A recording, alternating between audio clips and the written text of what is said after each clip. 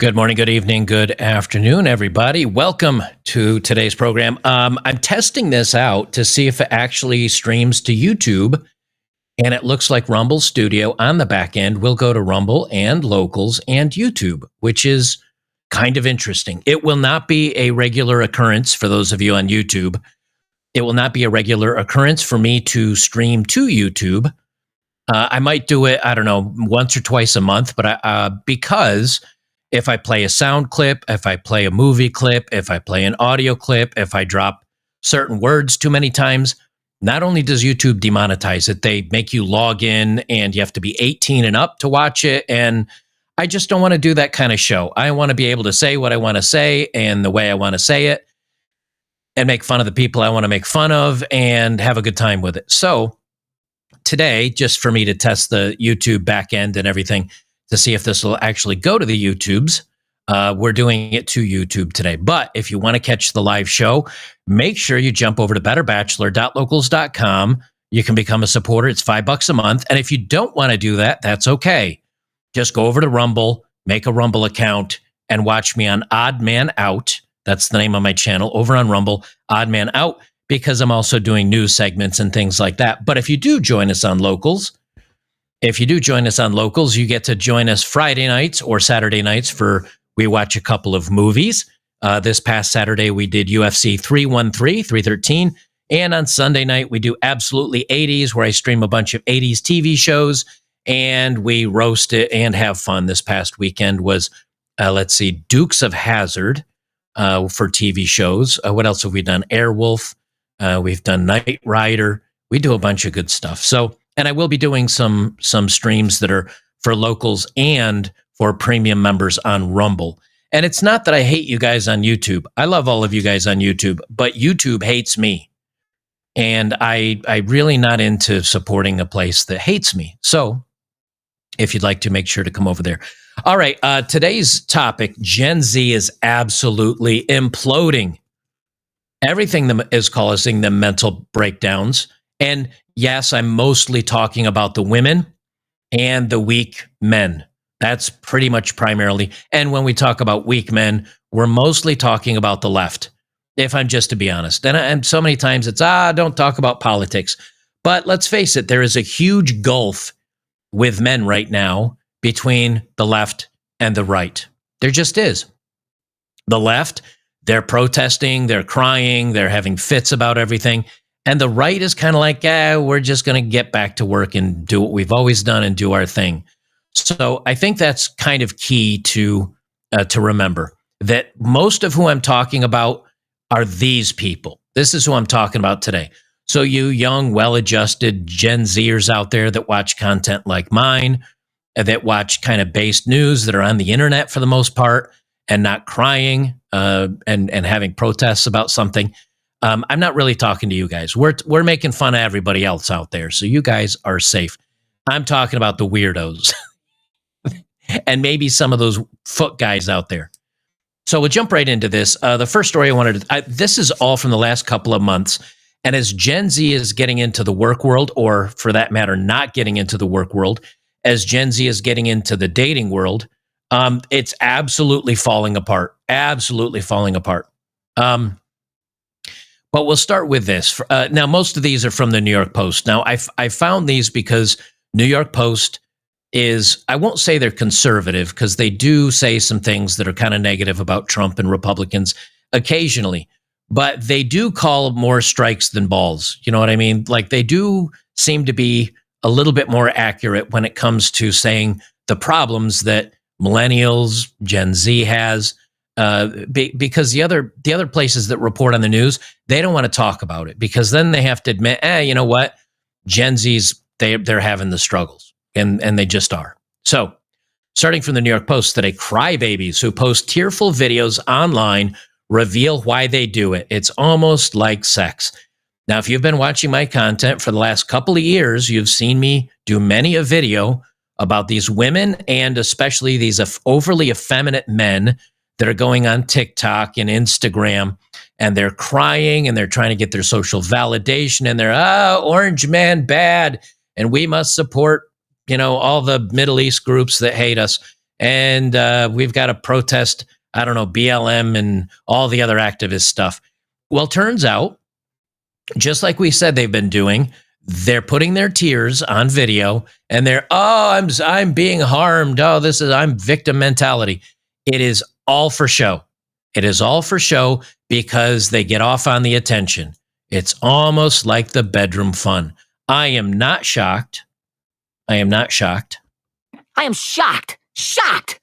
Well, not that shocked. That's right. I am not that shocked that this is happening, and I'm guessing you aren't either. Let me increase the size of our type here so we can talk about it. The generation, well, they say right here, it ain't too much sadder than the tears for the clout, which we know.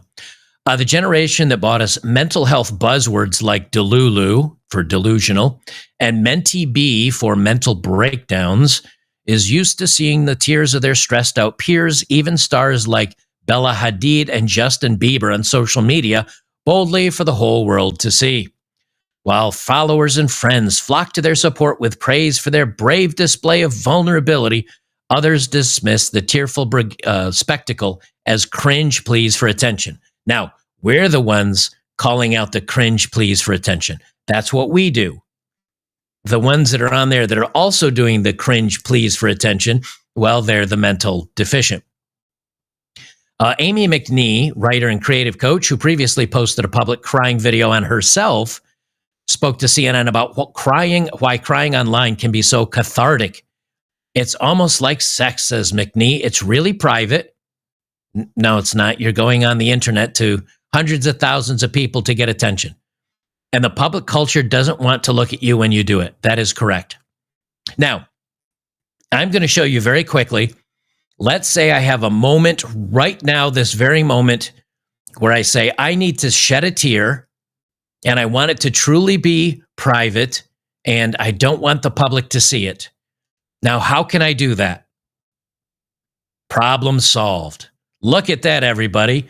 You can't see me anymore. Isn't that amazing? And then I can turn off my mic and have my little private crying moment, and nobody knows it happened. I also forgot to change my thumbnail. Let me change my thumbnail while we're here. That's what I wanted it to be. That's what I wanted. Anyway, I have my little private moment, and I cry to myself, and then I'm back public persona. She says it's really private. Well, yes, you're privately crying to yourself because no one's paying attention to you, except on social media, because you don't have any friends in your life that actually care about you. It is a display for attention, and that is really what they want. Now, they may not say that in the article. They may, I don't know. What it's really about is, hey, everybody, pay attention to me. I am the center of the universe. Now, granted, I'm the center of my own universe, but since I am the most important person in the world right now, to me, I also should be the most important person in the world to you. And thus, you should pay attention to me. And since I haven't accomplished anything that is actually good, I haven't accomplished anything that is actually something to be proud of an accomplishment. Instead, you should pay attention to me because I'm a victim.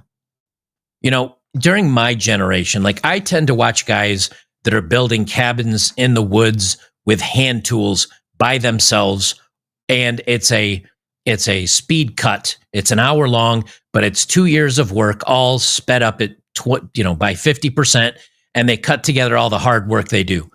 I watch guys that have lost weight or have gained muscle or have learned a new skill. That impresses me. That's what I like to watch. I don't need to watch somebody crying and having a Menti B, as they call it, a mental breakdown, because you're not doing anything positive. But that means you have to do something positive. Gen X knows that. I think some of the millennials know that, but Gen Z is just so used to crying on screen for attention. Anyway, this McNee, 32 years old, which is actually a young millennial, says she was hoping to find a community online that would relate to her experiences in her writing career as an aspiring author and the rejection she's faced. She shared everything on social media, including the tears. I want to be witnessed in pain, she explains. noting that she didn't reach for her phone simply because she felt like she was going to cry, but rather she wanted to be seen and supported by her followers. Right. That's exactly right. It's not, I'm failing as a writer. Here's some ways you could get better as a writer. I'm trying to do them because see, that would be a positive message. That would be or I am a successful writer, and here's ways that maybe you can become a successful writer. No, because she'd have to accomplish something in being a successful writer. Instead, it is, woe is me, life is unfair, the system is unfair, I've tried really hard, and I'm not making it. Are you like me? Do you want to cry with me and whine and pay attention to everything on the internet in the same way? Join me, fellow followers. Let's all lament how unfair life is. Some people cry online to satisfy emotional needs that aren't being met and to cope with a lack of support system in real life. Ding, ding, ding, we have a winner. For example, Tristan Blackwood told the outlet he struggled to make friends as a teenager and would share TikToks of him crying while he vented. I just wanted to be validated. Ding, ding, ding. What do we have for her, Johnny? That's exactly right. That's what we've been saying for the last 2 or 3 years. I need validation. Please pay attention to me. I need to feel special right now. He said, I was thinking someone, please see me. I need help. Now, that in and of itself is sad. It is sad that he feels like I need someone to see me. I need someone to recognize me. I need help. Okay, but crying to others on social media is not getting you help. You're still just as empty inside. The only thing that is filling you up is narcissism, the attention of others, the fact that others are coming to save you from your own miserable life. Now, if you're Gen X, maybe the older millennials, but definitely Gen X, basically, you were told, rub a little salt on that wound. You failed? Pick yourself up again. You suck? Get better. Your parents didn't want to see you. As a matter of fact, they used to run ads on TV, and it was like, I think it came out during the 8 o'clock TV, time period. Like 8 o'clock it on. They would actually have an ad that would run that says, it's 8 o'clock. Do you know where your children are? That was a real thing. I wish I had looked it up ahead of time. I wasn't thinking about it. It's 10 p.m. Do you know where your children are? Why did they have that ad? Because we were let outside. We were forced outside of the house. You might be able to watch an hour or two of TV, and then you were chased outside of the house and told to go be a feral pig for like 8 or 10 hours. I would fall off my bike, come home. My mom would look at a cut, said that probably needs stitches, but she would pour something over it, put some butterfly bandages on it, and then we'd sit down and have dinner. Wasn't a big to-do. It wasn't what happened. Well, I fell off my bike. Okay, be more careful. Moving on. My friends and I used to have rock fights. We lived outside of a quarry. And yes, a quarry that is very dangerous, which is basically a rock quarry where they mine rock and dirt and stone out of a big hole in the ground. And then they just leave it that way for forever. And it's usually they stop when they hit clay. So it's a clay-bottomed hole in the ground. And then it would rain and it would fill that hole with water, 300 feet deep water in some cases. And we had a rock quarry that we would go to, and we would climb an old crane that was left near it, and we would jump off that crane 35 feet down into the rock quarry. And then we would have rock fights where we would grab rocks and throw them at each other, because while we were Gen X, we were incredibly stupid. And none of us lost an eye, thankfully, although some of us did get some nicks and bruises. That's the whole point of our generation is, the boomers were like, everything's good in life. Go do whatever you want to do. We were taught about avoiding people with vans and candy, and that's about it. This generation has been so coddled, and you'll see I have like 10 stories we're going to go through today. This generation has been so coddled and so handheld. And the reason why is that's backlash for the Gen Xers. Gen Xers were raised like feral pigs. And then the Gen Xers that struggled in life said, I'm never going to let my child go through a hard point in their life ever. I'm going to baby them and make sure they're special and they're treated well and they're mommy and daddy's special little creature. And then they got handheld and they turned out to be even more broken than Gen X was because they can't do anything for themselves. And again, we'll get to that. But if you don't have friends, see, I had plenty of friends. I think a lot of you had plenty of friends, the older generation. And the young generation, they don't. Because they don't have any hobbies anymore. They're online playing video games, which is solo. They're on their phones, which is solo. They're not allowed to go out and play and do anything crazy because mommy and daddy coddle them and watch them too much. And so they're growing up without the ability or the confidence to do anything for themselves, which is why so many times when people say, I don't have any friends, or I'm like, well, just go out, go do something, get a friend group, go do hobbies, go. And they're just like, I don't know how. I don't know how to talk to other human beings. I'm not comfortable. I don't know how to do any of this stuff. That is a huge problem. You've really got to learn how to do that, and that's something that Gen X, at least most of us, yeah, there were a couple introverts, but most of us had boyfriends and girlfriends and friends, and we went out drinking underage, and we went out doing, in some cases, minor criminal activity on Halloween. It's because that was our lifestyle. And young people today just don't have any reference to that. And it's one of the reasons why I try to at least do videos every once in a while about self-improvement, saying, just go learn to talk to people. Even if you get embarrassed and they make fun of you, like, who cares? You got to practice on that stuff.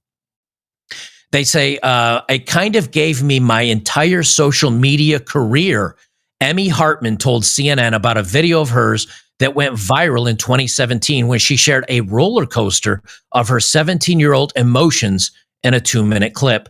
Now you've got crying and tears as a way of generating engagement, views, likes, and clicks, and helping to build your brand. Isabel Gerard, a senior lecturer in digital media and in society at the University of Sheffield, England, added, it's monetizable in a way that it literally never has been in society. This is proving my point, and same thing many of you said in the comments. They're literally making money by crying. They're I must cry over Palestine. I must cry over BLM. I must cry over women's suffrage. I have to cry about Trump. I have to cry about Elon Musk. I have to cry about Tesla. I have to cry about the environment. Everything must be over the top. And that's how they make their money. That's how they get viewers. That's how they get any type of person to pay attention to it. And here's the thing. She's a senior lecturer in digital media. She's literally out there saying, do you want to get attention? Do what I do. Play victim, cry, whine. It's the same thing. It's monetizable in a way that it's literally never been in society. This is why I think the LGHD TV stuff blew up. This is why I think the LGHD TV stuff blew up, because they said, I can go on here. And if I'm, it's my 312th day as a woman, and here's my trials and tribulations. Everybody was getting attention, and social media kept pushing it and kept elevating it. And before you know it, I can monetize my journey from being a dude to a woman or woman to a dude. And that's why this stuff went crazy. And then when it's, I had somebody misgender me at a restaurant today. Pay attention to me. What is it? It is literally, it's money in the bank. Oh, pay attention to me. As viewers, however, it's hard to tell what's authentic and what is just show. And Jess Rauschberg, a researcher who studied digital cultures and social media, said it's important to take note of who is posting the teary video and what it serves by them posting it. There are moments where we do need to ask ourselves, is this authentic? Is this credible? And what does this crying post serve? She said, if every form of communication, even face-to-face without smartphones, is a performance of the self, and you're putting a particularly crafted version of yourself forward, can a crying video ever be authentic? And the answer to that is no, of course not. Of course not. They've even made fun of this. If you've seen, there's videos where a woman's sitting there and it shows her coming out of a hallway in a hospital. And it shows her, she takes her glasses off and she puts her hands over her face and she's rocking back and forth crying. And she said, just lost my third patient today. This job is so stressful. And then another person, another guy, makes fun of this by shows him setting up the camera and turning on the lighting and setting up the cell phone and hitting record and then going out in the hallway and then coming out and playing victim like she did. It shows you the absurdity that it's not a viral, true, heartfelt moment because these people are setting up the cameras and they're setting up the lighting and they're setting up all of this. Look, everybody, look, this is a genuine moment from me. It's the same thing when you watch these viral trend TikTok videos of people getting caught, like a couple having a fight. And I caught my girlfriend doing something. In the meantime, the phone is pointed to them and there's lighting inside a car at night. And it's like, yeah, but your camera's on a mount on the windshield and the cell phone's light is on and you have a mic on your lapel and you're pretending this is a viral moment where you caught your girlfriend on video. That's why so many of these things that I find, I come across videos constantly. And I'm like, oh, this would be funny. Wait a minute. Why is the audio so good on this? Why is the lighting so good on this? It's because it's fake. The internet used to be filled with gotcha, funny moments that happen to people. And people see that going viral and they say, I have to make an authentic, funny moment to go viral. It's all fake. It's all fake. So much of it is. And here Gen Z is admitting, and millennials at least, and I'm not saying that Gen Xers don't do it, but it's mostly Gen Z and millennials, that it's all fake. They do it for engagement, they do it for attention, and they do it, most importantly, for that money. And that's why I say, if you take social media away tomorrow, Twitter's been offline for most of the day today. And I said, I'll do this story I've been talking about or thinking about doing for a while because I can't check the news on Twitter. If my I don't know, social media went away, if I couldn't post a YouTube video because, I don't know, I got a ban or something and locals was down and I can't check anything on Twitter, I'm going to be out in the yard working on something. I'm right now working on my driveway and the entrance to my house. I got plenty of other things to pay attention to than a computer. As a matter of fact, there's days I wish I didn't have this as a job so I could keep my computer off because I'm tired of looking. If you took social media away from these kids, they'd go mental. They'd go ballistic. That's why they had the freak out over the TikTok. Talking about banning TikTok. Oh, my livelihood. I can't talk about my LGHD TV conversion and crying on camera. I'm going to make money. It's literally what it is. Gen Z. Let me check super chats before we get too deep here because I don't want to miss them all. Steamboat. Hey, Joker, want to see a picture of her flashing her ass while wearing panties? No, I'm good. Thank you. Bobek says, get the chat off the screen, fat dummy. You can still get yeeted for shit we say. Don't care. It's YouTube. I don't care. Roughneck says, good to catch one. Always hard when I'm back in Germany. Hey, enjoy Germany, my friend. Call me Leon says, I'm all for equality. Hate every race and religion equally. I hate everybody equally in religion. I hate everyone equally right now. That's where I'm at. Ice Dragon says, Raging Golden Eagle said it best. Who raised them? Gen X. I'm not saying this is not Gen X's fault. Bob X, yeah, go ahead and idiot. Take chat off so you don't get yeeted. No, I think I'll be all right. All right, let me say a bunch of stuff that'll get you yeeted. Bob X, I swear to God, man. I swear to God, you sniff lead powder for a hobby. You brain dead idiot. Gen Z from the New York Post. Gen Z is a failure at cooking. Even whipping up a simple egg is too stressful, they admit.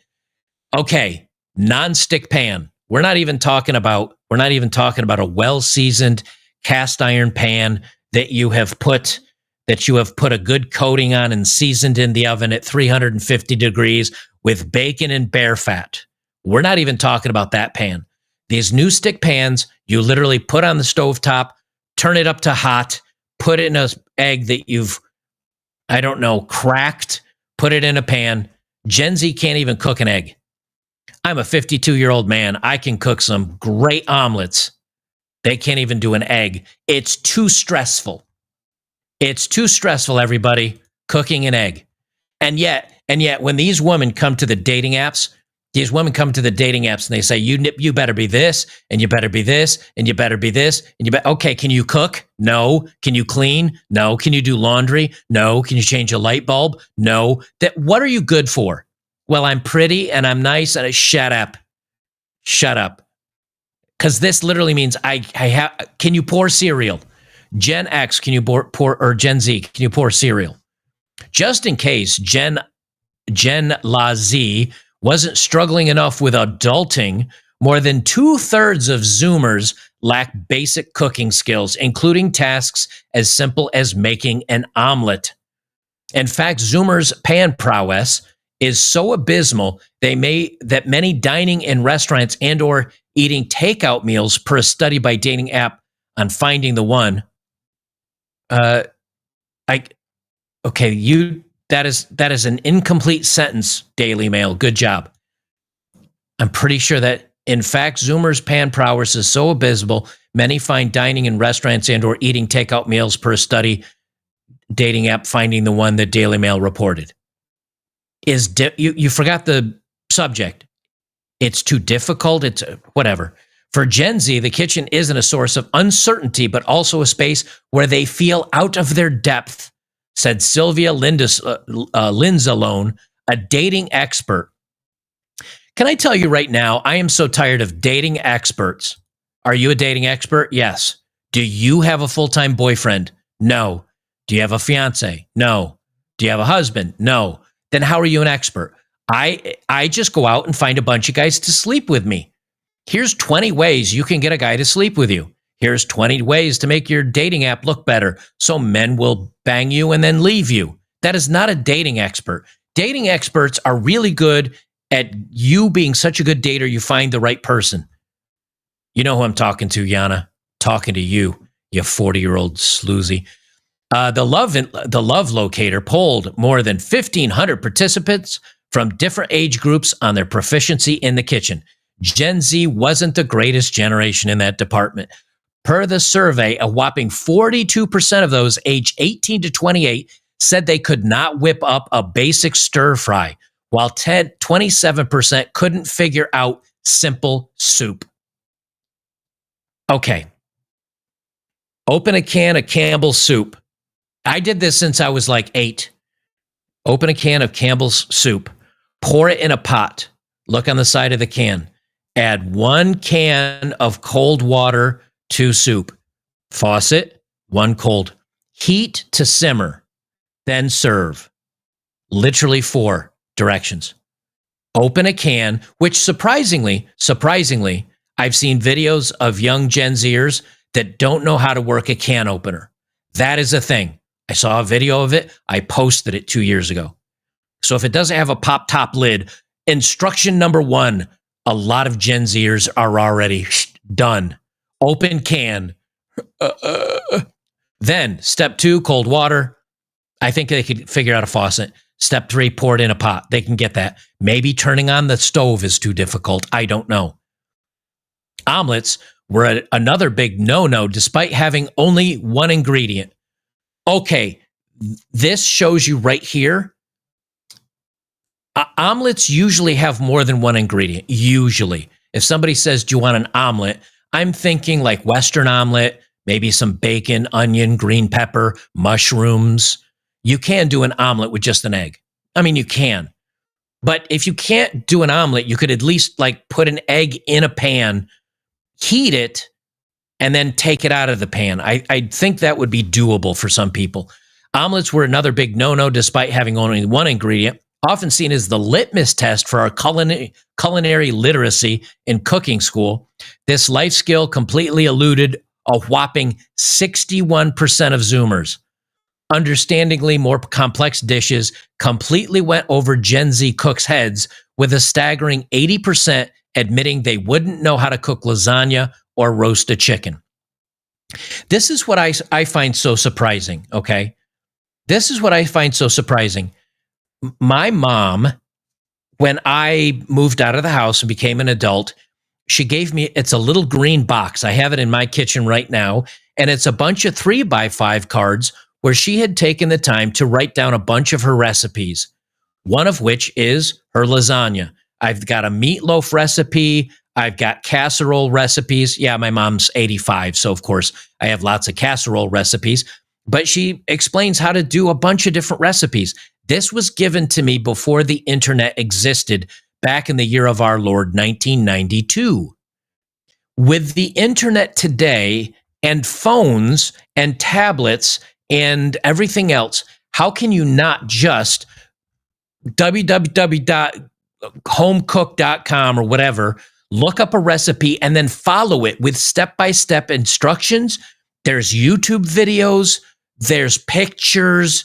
How can Gen Z not get this right when you can literally find 8,000 recipes for eggs on the internet? I just do not understand that. They do everything else on the internet, including posting their buttholes and starfishes. How can they not figure out how to make a frickin' egg?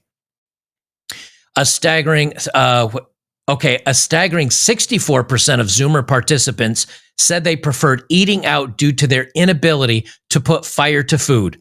Just under half said they had anxiety about their dismal sautéing skills is what caused them to rely on ordering in or going to restaurants. Well, no wonder Gen Z doesn't have any money. You know, I can go down and get a pound of ground beef, grass-fed, organic ground beef, a pound of it for $10. It's way more expensive than it used to be, but I just bought some, as a matter of fact. I can get a pound of ground beef. You take that ground beef, you make it into 4 patties. Now, if you're not a fat little piggy, that's 2 meals, especially if you garnish it with other things. And you just put it in a pan and you heat it and flip it. So I could get 4 burgers out of $10. You go to McDonald's right now and just get a burger. Which is way, way less healthy for you. Go get a quarter pounder or a Big Mac. Those things are like $8 to $10 just for the burger. So you're going to pay $40 from Burger King and McDonald's for 4 hamburgers, where I'll get all natural, way, way healthier, $10 worth of ground beef and what? You initially pay for a bottle of ketchup and mustard and maybe some onion and stuff, but you can use that for multiple servings. Burger'd come in for what, $2.50, $3.50 for a burger? Unbelievable. No wonder they're running out of, and so like something like 90% of them get their coffee from Starbucks, which is crap coffee for $8 a pop. Some self-conscious Zoomers even passed off restaurant or taking out dishes as their own.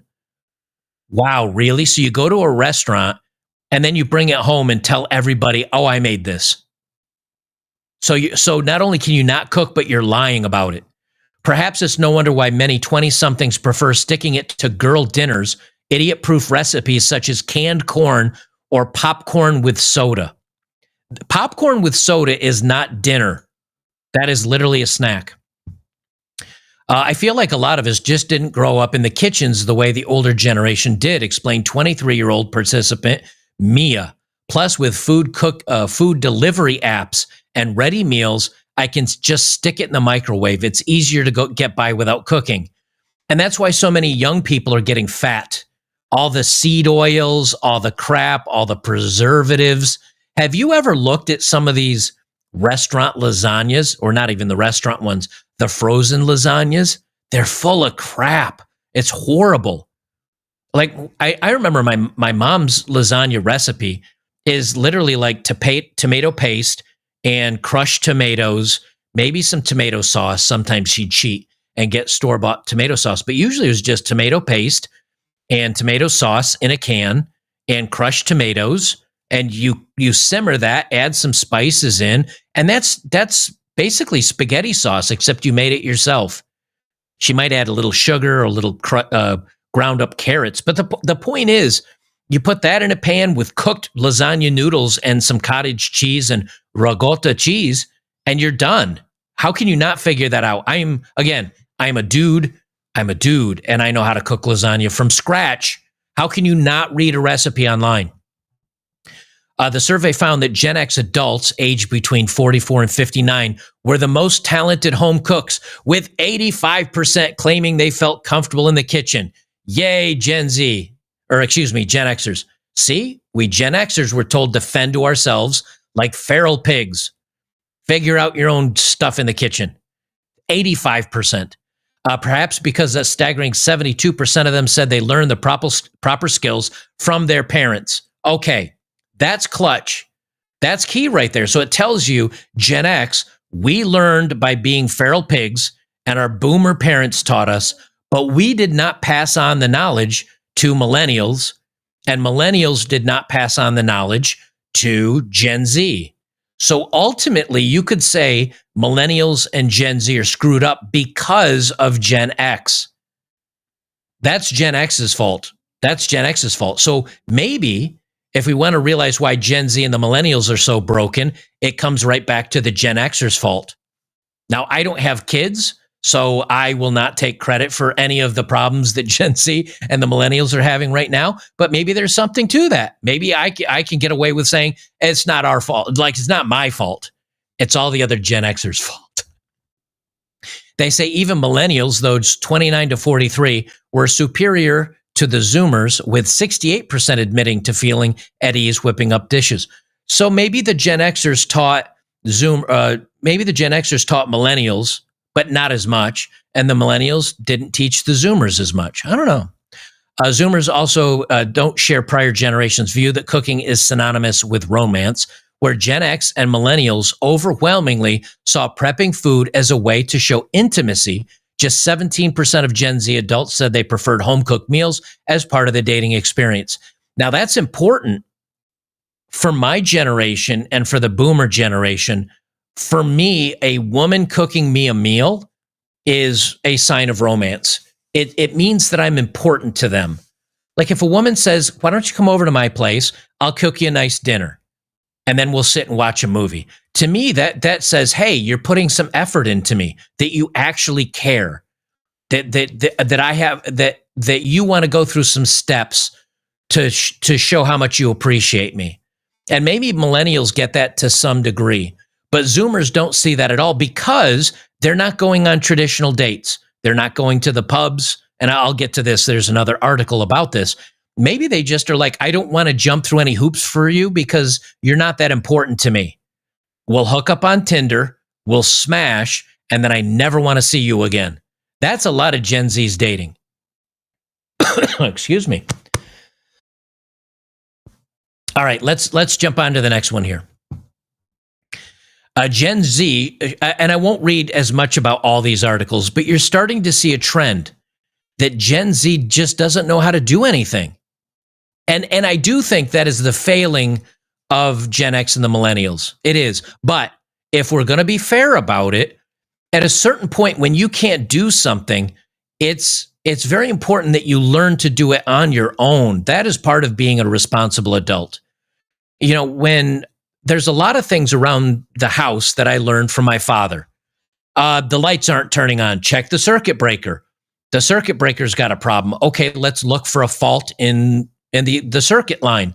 Is something shorting out that circuit breaker? I learned that from my dad. My dad never taught me how to hang drywall because we didn't have any drywall to hang around the house. He didn't teach me how to tape it, how to sand it. But I had to learn, and I learned that from going online because I wanted to do something. At some point, doesn't Gen Z have to say, I want to be able to change my own tire. I want to change a light bulb. I want to be able to stop my smoke detector from beeping. You know who I'm talking to out there. A lot of you have problems with that. There has to be a point in time where you say, I'm tired of being a dummy. Like, I want to be able to take care of myself. And Gen Z just pick up the phone. Just call somebody. Where do you get your food? The grocery store. Where's the grocery store get it from? What do you mean? It's the grocery store. They just have food. That's a lot of Gen Z right now. It says they're not putting their brightest bulbs in the box, and their cluelessness comes at a high cost. The adult babies of Gen Z cry about strict workplace mores and whine over the anxiety-inducing stress of making a phone call. I can kind of agree a little bit with Gen Z on that one. I do not like the phone. I never have. But they can't even change a light bulb per new data on the youngsters' incapacity to tackle everyday do-it-yourself duties. The ability to do basic, practical tasks is being lost among younger generations, warned Andy Tubefeld, of Halfords, a UK-based motoring and cycling retailer. They say they simply haven't really had to do anything for themselves, said Diaz of Gen Z, real-world newbies ranging from 18 to 27.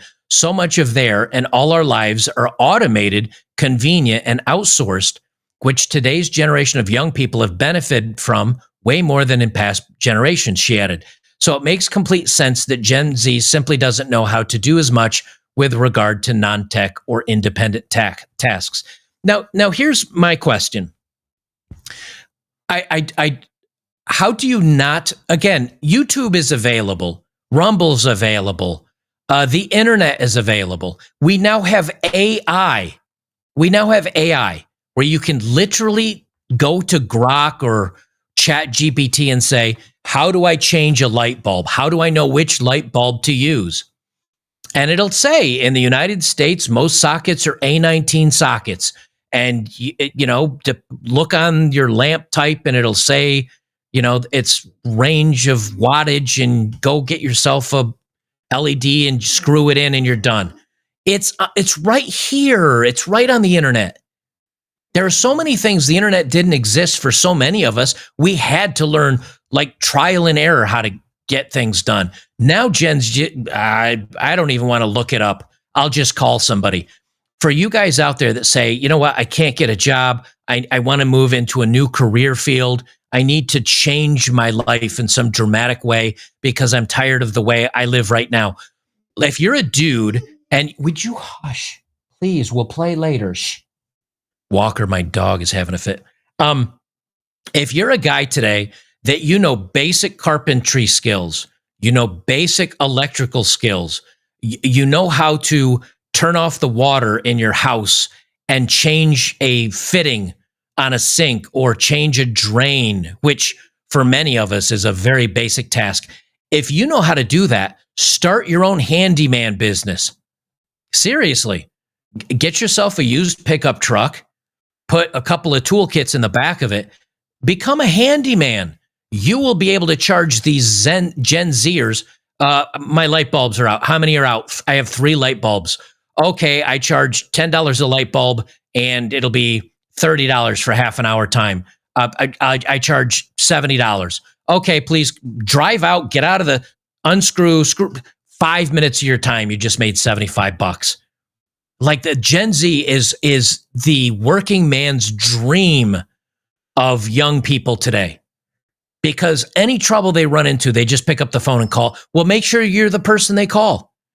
If they need something fixed, but most of them are renters now, if we're going to be honest, and they just call up the main rental office and they're like, my light bulb's gone out. Dear handyman of the apartment building, come fix that. How do they manage? I just do not understand how you can manage knowing so little about the world. It's flabbergasting. Research for Halfords surveyed 2,000 grown-ups, including Zoomers, as well as millennials, guys and gals, age 28 to 44, Gen Xers, folks 45 to 60, and baby boomers, silver foxes over 60, to determine each demographic's level of self-sufficiency. The investigators found that nearly 25% of Gen Zers had no idea how to change a light bulb in a ceiling lamp, with many claiming that climbing a ladder is too dangerous. If climbing a ladder is too dangerous, how do you paint your house? Not the exterior. I'm not talking about a 2-story exterior. How do you just reach your ceiling? They probably don't even own ladders. Climbing a ladder at all is too dangerous. Oh, Lord. 1 in 5 also worry that the bulb might be too hot.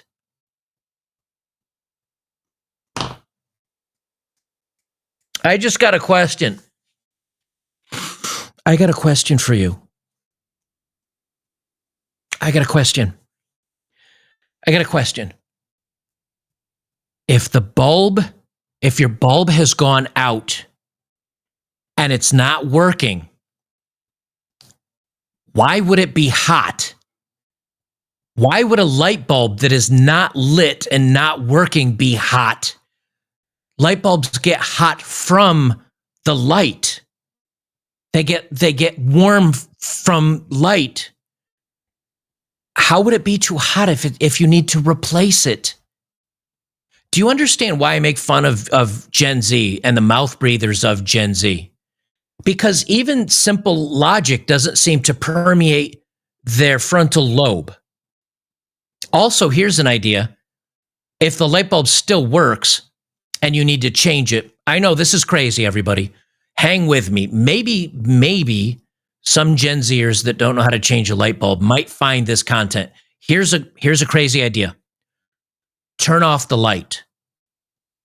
Give it 5 minutes and then take the light bulb out. Also, you can't buy incandescent bulbs anymore. Everything today is LED. So the light bulb you're probably changing is LED. It's 9 watts and it has roughly the temperature of a warm kitten's belly. I have a light here. I have a light here that's been on. I have lights all over the place. Hold on a second. This is an LED bulb. It's not hot. This is LED. What is this? 20 watts? This is a 20 watt LED. Look. It's not hot. And it's been on. I know it's crazy. It's been on. Do you understand why we make fun of Gen Z? Apparently, I'm so mentally deficient, I can't screw it back in, though. Not without looking, at least. Catch the threads, damn it. There we go. How do you not figure this stuff out, Gen Z? This just boils down to they've spent all their time on their phones. They've spent all the time doing all this craziness. They can't write with a pen and paper. They can't write cursive. They can't read the time on an analog clock. They can't change light bulbs. They can't cook. They can't boil water. They can't do anything. They can't do anything. That's why they're the worthless generation. They say, so instead of risking their lives to complete the common do-it-yourself, the Gen Zers would rather get others to do it. Is that what they call it now? GOTDIT? Got it? Get others to do it. I do not understand. Gen Z is so broken, y'all. Gen Z is so broken. And listen, if any of you out there can't change a light bulb and you watch my content, go learn how to change oil in your car. Go learn how to change a flat tire and change light bulbs and stop your smoke alarms from beeping and learn how to cook eggs. And start doing something for yourselves. This is so embarrassing. They say the enlightening revelation comes at the latest layer of the top Gen Z is lazy cake, a not-so-sweet campaign that has somewhat soured society's taste for the 20-somethings. But rather than acquiescing to the lazy stereotype shade that Gen Z in New York City is having staunchly rebuffed, the just right, Jesus, why do you have to use so many fucking stupid words?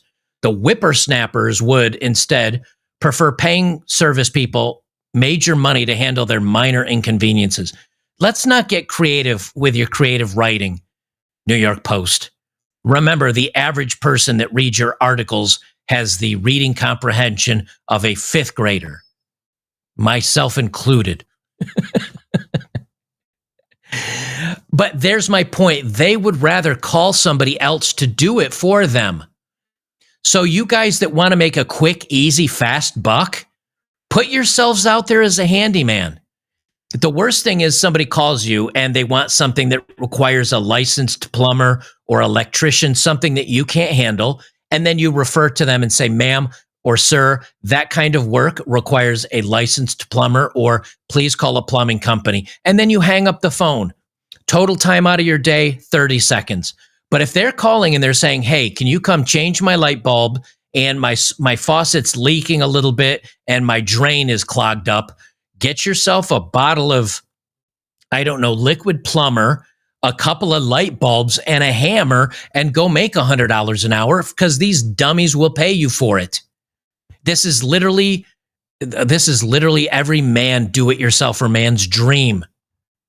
I am in the wrong business. They say Halfords found Gen Zers on average spend over $1,500 per year hiring professionals to knock out basic household chores. Gen Xers only shell out approximately $470 for the extra help annually, while boomers drop out about $300. But based on Gen Z's reported lack of fundamental skills, their big payouts may be money well spent. That seeing somebody wash their car, I've only washed my own cars. I mean, in the rare instance, I'm somewhere and my vehicle got covered in mud and I'm way away from home, then yes, obviously, I use one of the spray washers. But yeah, that's another thing. A car washing service, a car detailing service, a maid service. Those kind of businesses are going to clean up, let me tell you. In addition to not knowing how to change a light bulb, the majority of Teen Zers aren't confident in their abilities to clean a car. In fact, a faction of respondents said they'd rather have their parents do their dirty work for them. Well, it's because they're children and their parents have raised them as such, and they don't know how to do anything. They don't know how to add air to a car tire. They don't know how to fit a windshield wiper blade, which means they obviously don't know how to add windshield washer fluid. 30% could not identify a flathead screwdriver. 21% could not recognize a wrench. 1 in 10 Gen Zers admitted they'd call a professional to hang a picture on a wall. Wow.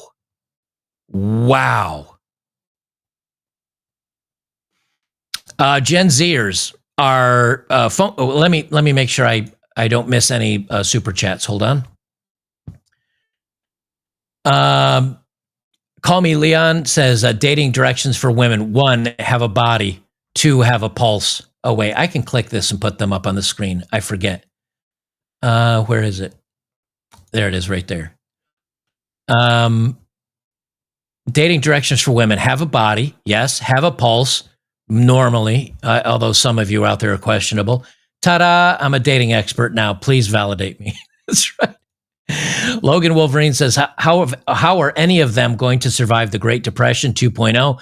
I really believe only Gen Beta that will survive in 20 years will be Amish or Mennonites. Well, Gen Z Beta or Alpha or whatever comes after Gen Z, they have to learn if they want to survive at all.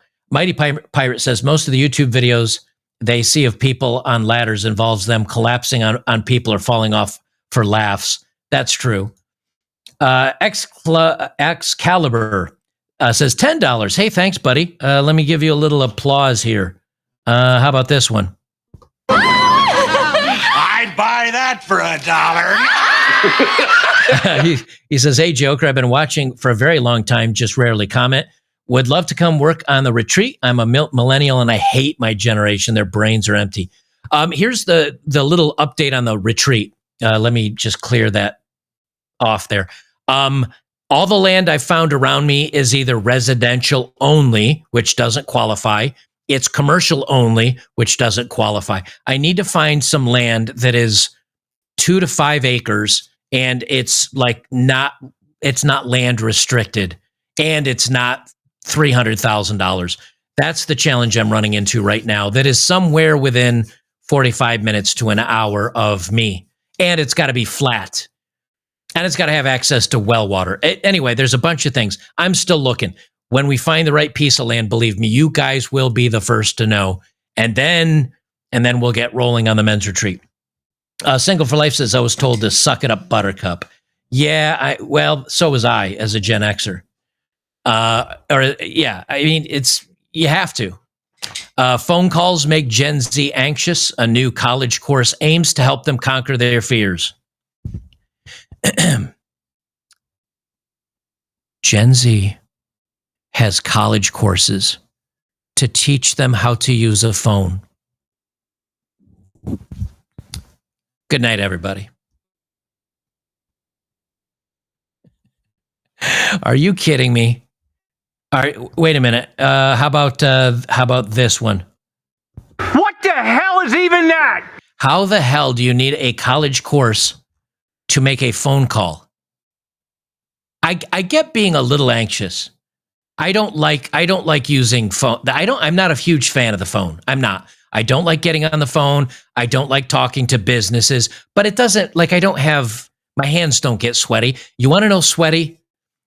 15-year-old joker wanting to ask a girl out. And so I pick up my phone and try to find someplace private in my house. This is still where your handset was connected to the wall in the kitchen. And my parents would be there watching TV. And I call and try to get a girl on the phone, and her father answers and wants to ask you who you are. How do you know my daughter? What are your intentions of my daughter? Where do you think you guys are going? And that's before you even get a chance to talk to the girl to see that she does want to go out with you. That is panic inducing. That is panic. You want to talk about a 15-year-old joker. Once you can do that, then you can talk to Barbara, the sales lady at customer return at Walmart with no problem. That's why I'm saying that Gen Xers were like feral pigs. Like, we had the hardest. Everything was on Elden Ring, like, difficulty. Everything was Elden Ring difficulty.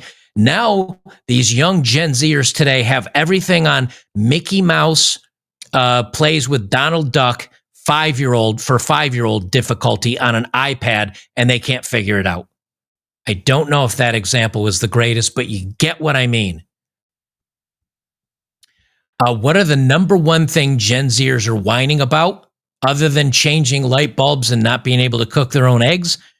Phone calls. 20-somethings are busy bellyaching over their use of passive-aggressive emojis or the ills of ranch dressing. They're apparently griping over the anxiety-inducing task of making and receiving formal phone calls. Well, no wonder they can't have any jobs. Phone anxiety is something we come across regularly. A career advisor at Nottingham College explained to the BBC, youngsters simply don't have the confidence to use the telephone. But they can pick up their phone and comment that you're a misogynist or you're all the isms and phobes. On Twitter, they can do that.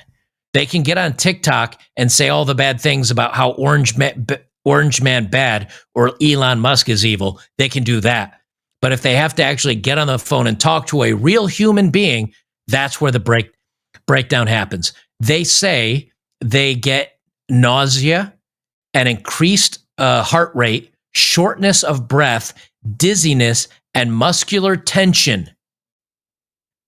Okay, now I've run very long distances, and when I long distance run, I get nausea, increased heart rate, shortness of breath, dizziness, and muscular tension. That's from running. That's from being an old man and running too far. Just picking up the phone, if that's where you are, you've got problems. Now they're about texting and communicating on social media. Well, no kidding. See, the thing is, though, when you talk to somebody on a phone, you're actually interacting with another real human being. And so now, because they're so used to texting things on the phone, they don't know how to talk to people. And how are they coping? How are the children, the Gen Zers, how are they coping with life? Well, you see, they don't care if you think it's dumb. They carry stuffed animals around. It brings me a bit of happiness. So now they can't cook. They can't handle their own light bulbs and simple basic tasks. They can't make a phone call. And so what do they do instead? They carry around stuffed animals. They carry around. Now, why don't they have what millennials have, which is an emotional support animal? Well, that's simple, you see. If you have an emotional support animal, you need to take care of that animal. If you have an emotional support dog, I have to feed the dog, and I have to walk him, and I have to exercise him, and I have to love him, and I have to pay attention to him. That is too much for Gen Zers. They find it simpler just to have an emotional support stuffed animal. That's where we are. Gen Z isn't playing around when it comes to love of their stuffed animals. Young adults are leading the plush toy boom as the kidult frenzy reaches a fever pitch, with millions of videos flooding the plushies tag on TikTok. They make me happy when I see them, Jellycat collector Andrew Elliott, a man, 25, recently told The Guardian. We don't live in the most fun and friendly times, so I think surrounding your house with smiley faces is a good thing. This one is definitely going to get me banned on YouTube when I hit this button.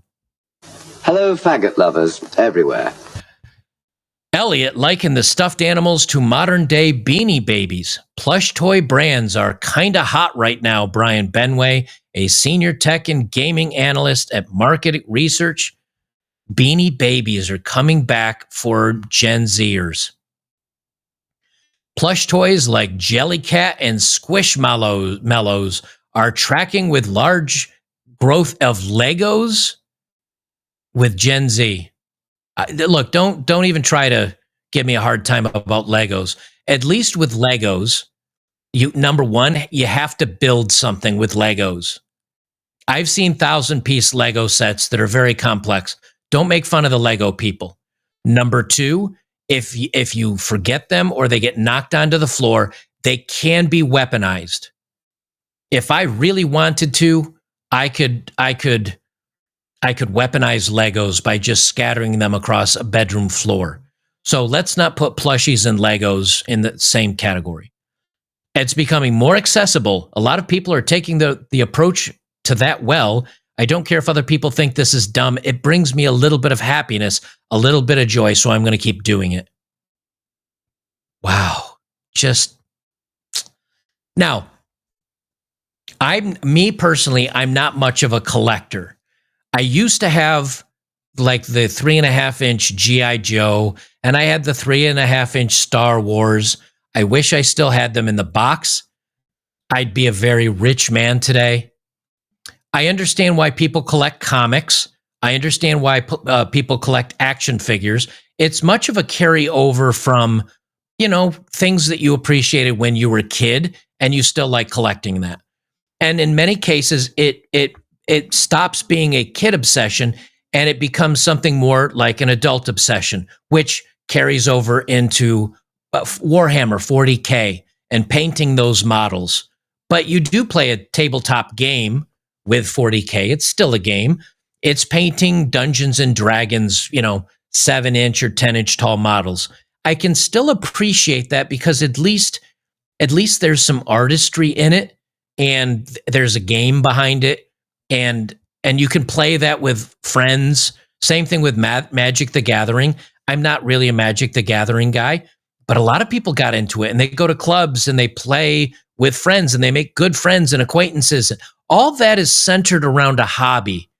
I understand that.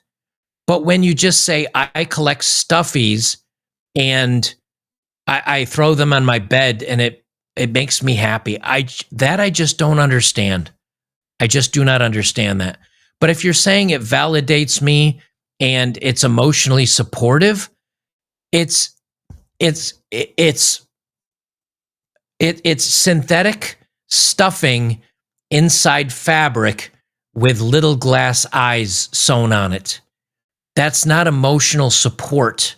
That's not a friend. That's not somebody that cares about your day. It is synthetic stuffing. This continues to lead me further to call the people that think and act like this mentally unwell.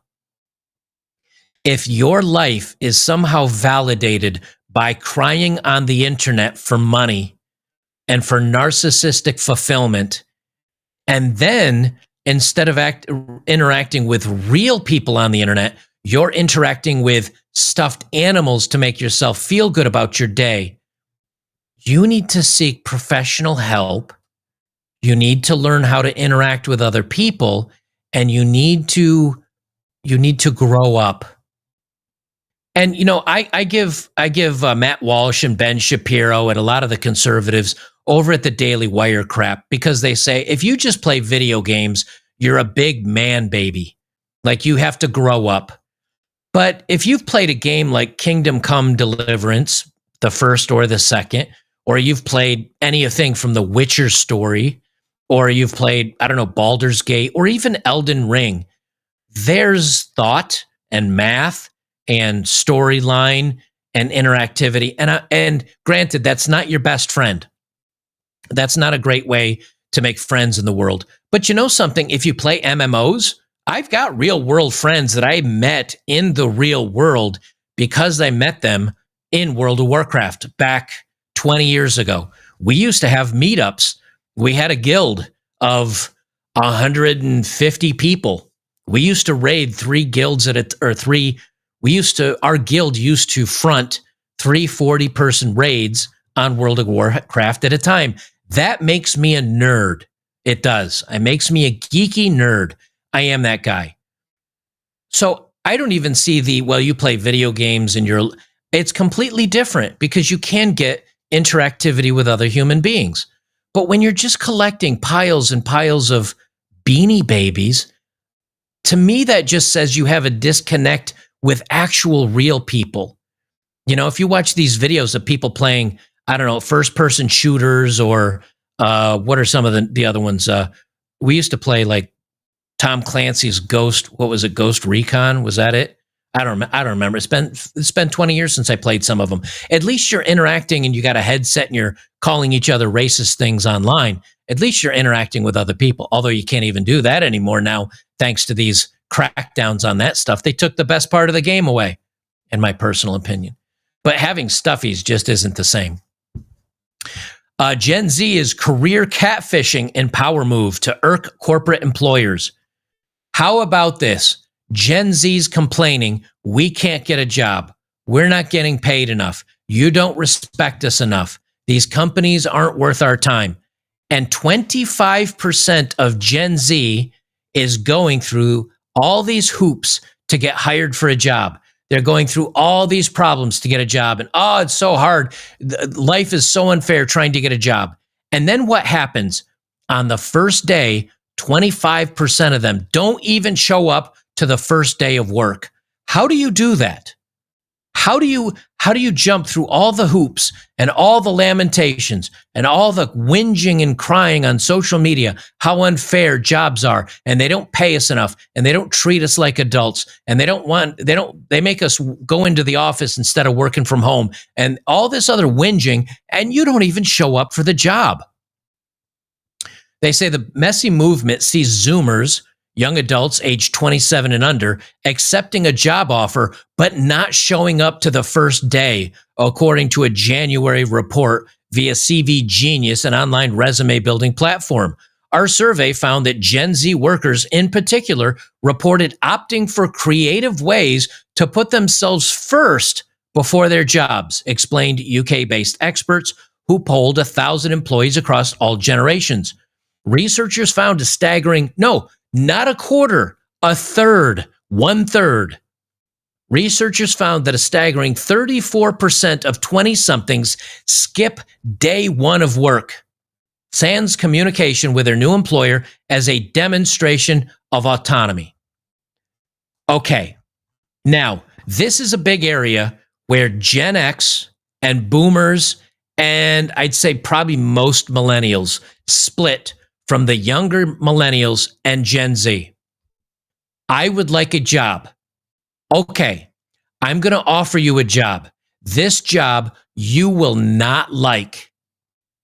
So because you don't want to be here and because you're not going to like this job, we're going to offer you X amount of dollars.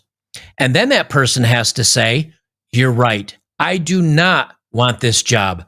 I do not like this job, but that is an amount of money I am willing to sell my soul for 8 hours a day in turn for the money. And then you will give me the money, and then I will live a good life outside of work. Now, if it's a great job that you really love and you really want to do and you're thrilled to do it, you accept less money. If it's a job you definitely don't want to do, but you get paid an exorbitant amount of money, you also will do it. I have a video that I was going to do in a completely, I have a video I'm going to share. I was going to do this in a completely different video, but I find it is very fitting right now. I'm going to just drop this here. Now this is less about Gen Z, and this is more about women. Do you want to know why there's a wage gap between men and women? These women will explain it to you.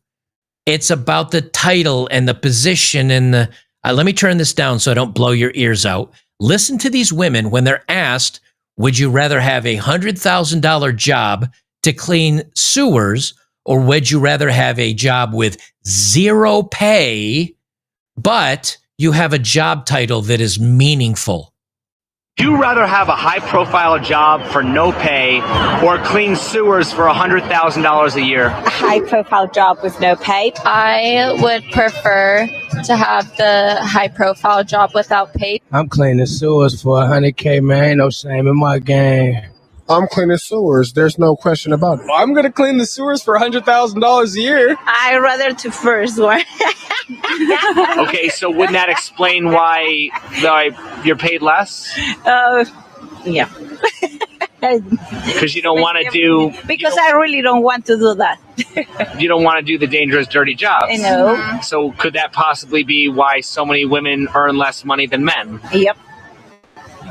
So is that based on discrimination or based on choice? And choices. See, the women know it. The women know it. Gen Z know it. Everybody knows this. Why are men roofers? Why are men the HVAC guys? Why are guys the electricians, the plumbers, the septic workers, the garbage men? Because a guy will say, okay, I just got to go around and I got to pick up heavy cans of people's trash and dump it in a truck and then get on the truck and go to the next stop. And I have to do that again. And I do that day after day after day. Can I listen to headphones with my favorite music or podcast? Yep. Yeah, you can do that. And I get overalls that will keep my normal clothes pretty sanitary. It's just a little stinky, but I get overalls to do that. Yeah. So basically I'm making money lifting heavy things and getting stronger. And I have to put up a little stinky smell, but you're going to pay me 60 grand a year to do that? Or even $40,000 or $50,000 a year to do that. And I just, yeah, that's it. Done. I'll do it. 100 grand for working in the sewers is way more money than you actually get for working in the sewers. And women and Gen Z have this same mindset. What do you mean I have to come in and work? You mean I have to sit down at a desk all day and I can't be on my phone? I don't want to do it. You mean I can't surf the web all day? I don't want to do it. You mean I have to dress up and commute? I'm not going to do it. I have to talk to people on the phone? I'm not going to do it. That's literally what Gen Z is saying. And they think this is some kind of protest because they're not getting enough money. It's called entitlement. That's what this is. Now, again, I'm always relegating my own life stories, but I mean, I'm pretty much the epitome of fake it until you make it. That's my life. I am literally a fake it till you make it guy. My first job was the military. I didn't love it. I think after taxes, I got paid $1,500 a month. But, you know, my housing was paid for. My food was paid for. But I got $1,500 a month extra spending money. But out of that, I had to pay for my car payment, my car insurance, you know, but dental and all that. But, it, you know, I got by. And then I got a minimum wage job for $5 an hour. Actually, I think minimum wage at the time might have been $4.25. I think minimum wage was $4.25. Maybe it jumped up to $5. And I was a dishwasher when I got out of the military. And I went from dishwasher to line cook and got a little more money. And then from line cook, I went up to, I don't know, main cook or whatever. And then from that, I got a job in financing. And I started as a peon, where I was a customer service rep for $7 an hour. And by then, I think minimum wage was $7.25. So I was still close to minimum wage. And then I was a debt collector. And then I was a loan collector. And then I was assistant manager. And then I became a branch manager for $30,000 a year. That's from age 18 to 30. It took me 12 years to get up to 30 grand a year. And then from 30 to 45 was 5 years. And from 45 to 60 was 3 years. And from 60 to 120 was 2 or 3 years. Because each thing gave me a better job title and a little more money and a little more knowledge and a little more self-confidence and a little better ability to interact with adults and pissed off customers. And you became smoother and you became better and you became smarter and you grew with it. I didn't cross 6 figures until I was 45 years old. Kids today graduate college and they're like, pay me. I want 150 grand. Yeah, you don't know anything. Your basket weaving underwater gender studies degree is not going to get you that 150 grand a year, but will let you start with this company for 45 grand a year, 50 grand a year, and you grow. And the kids are like, nah, I'm not even going to show up. I'm not even going to show up. And they think they're protesting the low wages. You're getting low wages because you are low value. And then when you don't show up to the job, and 34% of you aren't even showing up to the job on day one, a Gen Xer like me walks in and I say, I know I don't have a degree, but I got some Cisco certifications. I worked for Cisco for a decade. Here's what I've done. Here's my resume. Here's all my experience. I've worked for companies. I've done all this stuff. And they say, okay, you're hired 100 grand a year. And I can turn around and say, that's less than what I made for Cisco. You got to pay me more. And maybe they'll value me at 120. But to the kid that they might offer the 122, they're not even showing up to the first day of work. And now they're saying, I don't want Gen Z. I don't want you if you're a college graduate because you're too weird and you're too entitled. And all you want to do is go out there and protest everything instead of actually doing work. I'm not interested in. So ironically, Gen Z, the only people Gen Z are hurting is Gen Z. You understand? Now, I know I just saw one of you say there's no loyalty in the job market. I understand that. When I worked for Cisco, I could have gone to work for IBM. I could have gone to work for, what was the other one in the area? Oh, Oracle. I could have gone to work for Oracle, working on databases. I could have gone to work for, I don't know, Microsoft because I could have gotten in because I know internet protocol, TCP/IP and UDP and network trafficking. I could have gone to any other company. Cisco knew that. That's why they paid me so much. And the guys that didn't get paid as much at Cisco, guess what they did? They went to Microsoft. They went to Oracle. And they went from making 50 grand a year to 90 grand a year over at Oracle. And then when Oracle wasn't giving them enough, guess what they did then? They came back to Cisco. Because there's no such thing as a pension anymore. I understand you got a job hop, but the point is you got into the industry first at a lower wage, you gained your skill set, then you made the hop. Then you got offers from recruiters. Then you got the ability from other companies. These kids today show up straight out of college and they're like, pay me. And when a company says, no, you don't offer enough, they say, well, screw you. And they go from company to company to company to company to company. Well, you can say I have a wrong take on this. I literally did it. I literally did it right up until 5 years ago. So it's not some boomer take. This is how I went from age 18 up until age 45 or 46. There was nobody offered me a pension. Nobody offered me lifetime anything.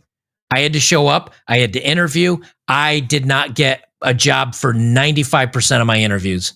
I had to show up and have my certifications. I had to show up and do multiple 4, 5, 6 interviews in person to get these jobs. So anybody's like, you just don't understand. I've only been out of the market 5 years.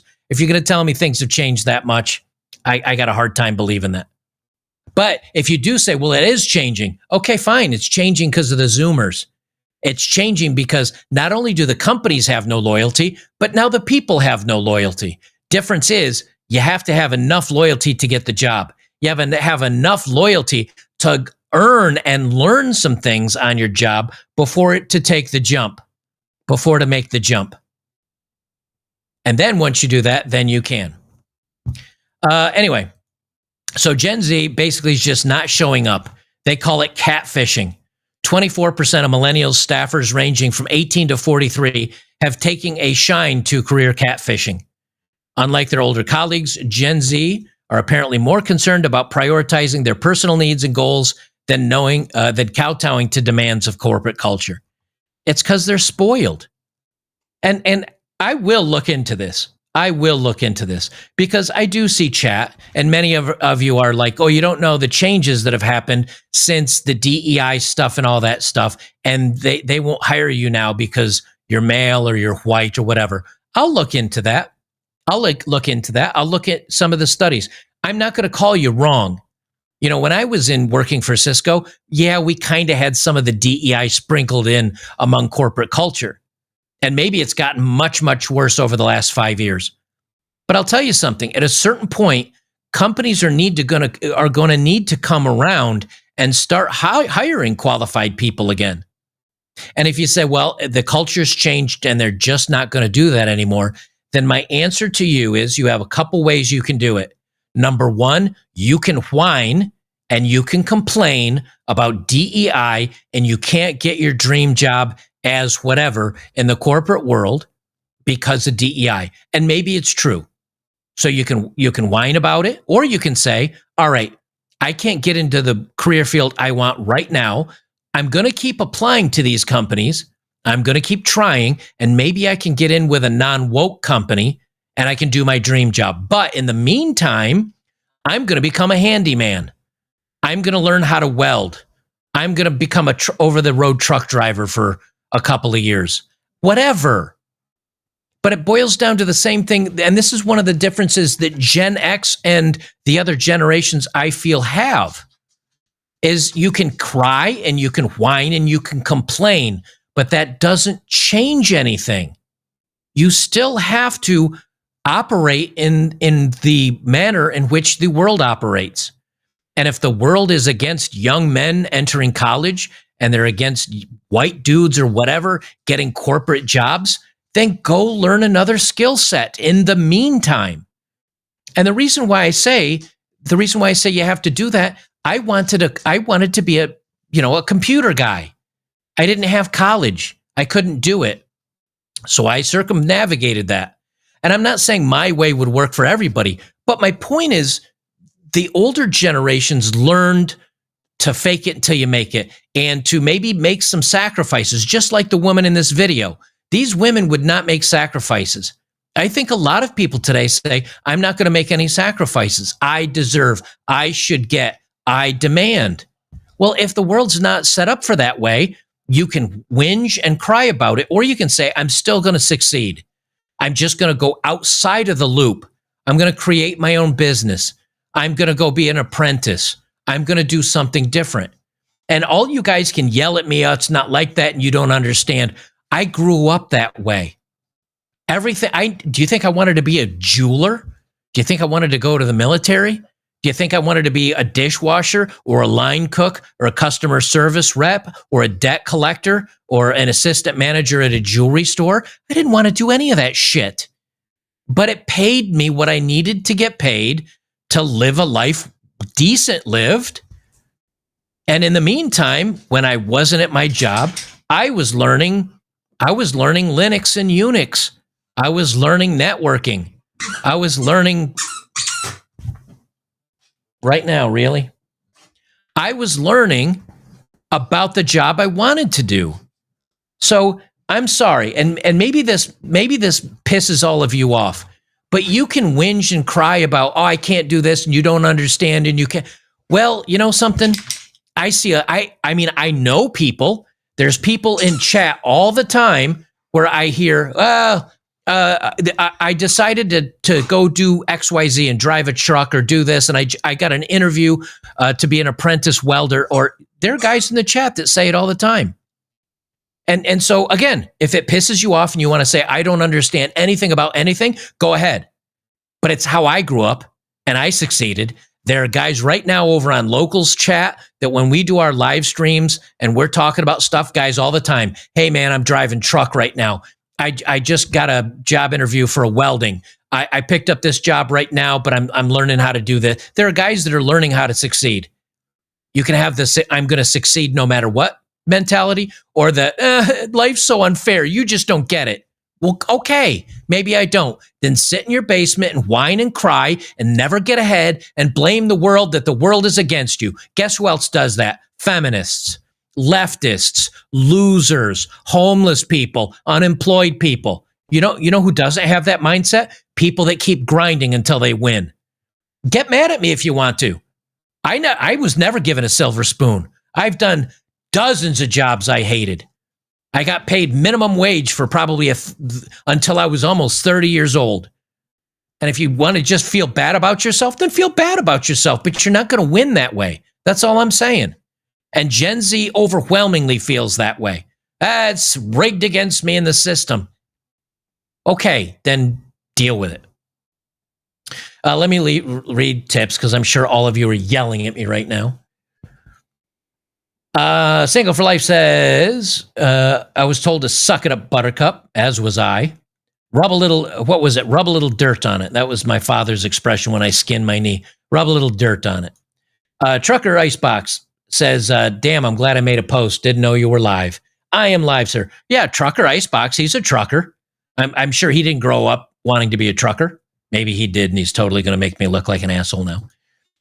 He said, well, they used to sell child-sized rag dolls at the truck stop. I thought that was creepy AF. Yes, it is very creepy. He also says, Nerf community is just training us. Nerf community is just training for a real thing. Lots of 30-plus-year-olds is actually more realistic than airsoft because of reload and size. I don't know what that means.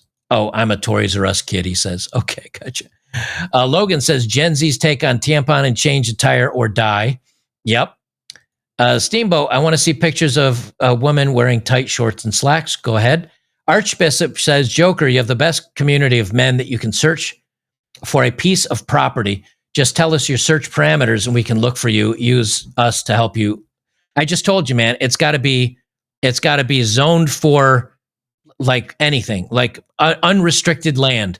It's got to be bigger than 2 or 3 acres so we can have parking and enough room for a building. And it's got to be flat. And it's got to be within an hour of Knoxville, Tennessee. J. Cool says, I work I work to live and will never live to work again. No one's going to do shit for me. I must do it for myself. Agreed. Super Dave, garbage truck driver by me will be making $50 an hour at the end of this contract. That's what I'm saying. There's ways you can get ahead. Tennessee land for sale and real estate. Thank you, sir. I will check that out. He said all 2 acres and above for under 100,000. That took me 10 minutes. What is the zoning? Is it flat? Is it zoned for unrestricted? Because a lot of those will be restricted for residential only or commercial only. Single for Life says, I've done many jobs I did not like, but money is money. Agreed. Buggeekman says, $50 for the news, life lessons, and light bulb licking. Thank you, buddy.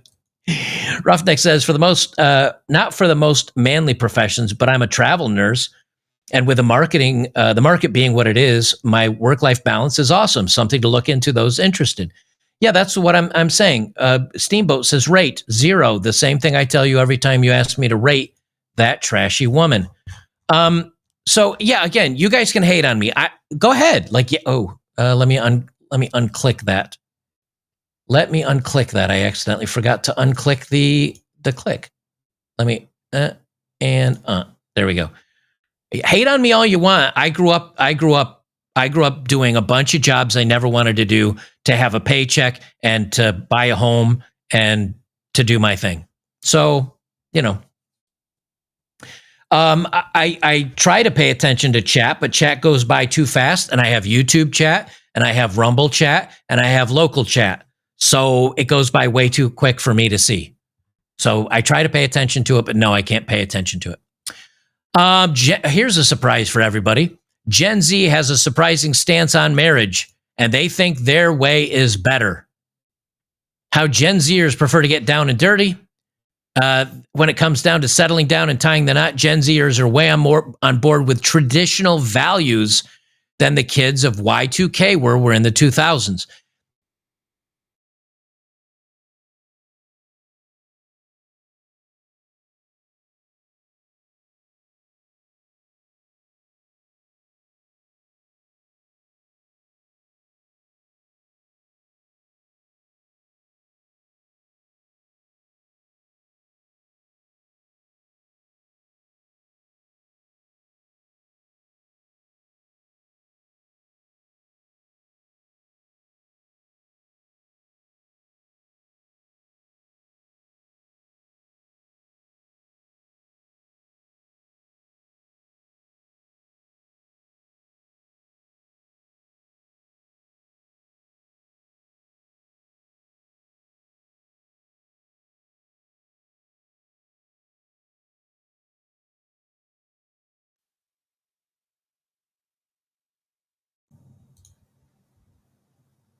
Are we dead? Ah, damn it. God damn it, Rumble. Don't tell me it's done. Oh, I'm back. Okay, shit. Let's see. Rumble says I'm back. Local says I'm back. Is YouTube saying I'm back? What about YouTube?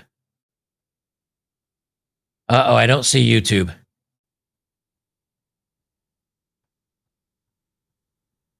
Is YouTube saying I'm gone? I'm back. Okay, I'm back on YouTube. Okay, all right. We survived. We survived a hiccup. It's the Rumble back end. Every once in a while, it just decides to crap out on itself. All right. I'd never leave you guys in a lurch. It's not like I rage quit. I never rage quit. Okay, we're all back. We're all back, everybody. It's Rumble. Rumble's doing a bunch of stuff on the back end, and they have their hiccups. Okay, let me pick up where I left off. Basically, they say, I'll just, you know what? We're going long anyway. We're at an hour and a half. Let me just give you a summary. I'll give you a summary. Gen Z is getting married more. Gen Z is getting married more often than millennials did. So marriages are on the uptick. But it's not because of conservative values. It's not because Gen Z suddenly believes in the institution of marriage again. Gen Z is getting married now because divorce is so easy. So now Gen Z is saying, you know something? Divorce is so easy that we might as well get married. And then if it doesn't work out, we'll just get divorced. So now divorce means so little that marriage means nothing. That's where Gen Z is on the marriage topic. That's where it is. So when conservatives like Ben Shapiro and conservatives like Daily Wire, when they're saying, hey, things are on the rise again and kids are getting married more, it's not because they have any belief in it. It's not because they feel that marriage is worthwhile. It's just, well, let's try marriage, and divorce is no big deal. And divorce is such not a big deal that we'll just go ahead and get married, and then we'll just get divorced. So yeah, it's basically dating with extra steps, like somebody just said. Gen Z likes to stay home so much, and not because of inflation. They're not going out and dating. They're not going out to clubs. They're not going out to pubs. They're not getting their driver's licenses. They're not going out on dates. The young people are just staying home. Young people are staying home. They're doing the Netflix and chill. They're doing the hookup online. They're getting their friends from TikTok. They're getting their social interactions from the internet. You know, when I was a young dude, when I was 15 or 16, I couldn't wait. I couldn't wait to get my driver's license. Driver's license was freedom. Driver's license was, I can get out and see the world. And so what did I do? Got my driver's license, went and got a girlfriend. Maybe I had one. I don't remember. Got a girlfriend. We would go make out and have sex in the backseat of my car. We would go out with my friends and make fake IDs and go crack some brews, some cold ones. We did everything the minute we could. We snuck into the back door. One of my friends would go open the back door to the movie theater and sneak us all in so we didn't have to pay for movies. We had a crazy, wild fun.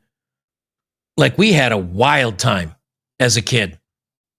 I'm surprised I didn't land in jail a lot more often as a kid. And now today, young people don't get their driver's licenses.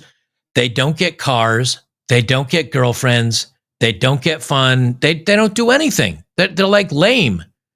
So now they're finding they don't get driver's licenses. They're drinking less. They're not going out. They have less friends. So now the young ones, they're staying home. They're drinking less. Gen Z is just saying no to the, illicit substances, to booze, and to the bedroom. There's no interest in it anymore. There's no interest in it anymore at all. They're just done with it. And I don't understand. I do not understand. Young people are just out. Nothing. I know it is a good thing. It is a good thing that the young people aren't drinking as much. I think that's fine. I think that's a good thing. As a matter of fact, here's a chart to show you how much less. I think it's fine that young people don't want to drink. I think it's fine that young people don't want to do illicit substances. And if they don't want to hook up and they don't want to go sleep around, I get that too. I'm not saying that's the bad thing. But the bad thing is that young people today, and here's kind of the summary of everything we've been talking about. Young people are not dating, they're not drinking, they don't have friends, they don't fix anything, they don't cook anything, they don't do anything. What are they doing? Other than sitting on TikTok all day, other than sitting on Instagram, other than going on Twitter, what are they doing? They're a generation of nothing. It is the nothing generation. They're nothing. They might as well not exist. Look, you can blame boomers for a lot of things. The destruction of the world, buying a house for 7 grapes and a folk dance, ruining the economy. You can blame boomers for a lot of things. You can blame Gen X for being raised like feral hogs and not teaching the next generations all the crazy things they learned. You can blame millennials for the woke movement and all the protests and the Bravo Lima Mike and all the stuff. But what is Gen Z? What defines Gen Z? They don't have friends. They don't drink. They don't party. They don't have fun. They don't do anything constructive. To me, it seems like they don't care about anything. They're just, I just want to have a good time and watch crap on TikTok and cry on the internet and try to make a living. That's what it seems like to me. Gen Z's drinking 1/3 of how much the previous generations did. Okay, we can call that a good thing, but what are you about? To me, it just seems Gen Z is about crying on TikTok and hooking up on Tinder, and that's it. And they don't do anything else. And I don't understand it. It just seems like you're just moving through life aimless and driftless, and nothing's becoming of it. And if you were to say, yeah, but you know what? While they're not drinking, while they're not learning how to change light bulbs, and they're making more friends and they're more popular, and no. Now they're offering classes on spicy dancing and doing adult work at college. Well, you say weed might have something to do with it, but they're saying they don't use illicit substances as much. Maybe they don't count weed as illicit substance. I don't know. But now colleges are teaching the spicy work.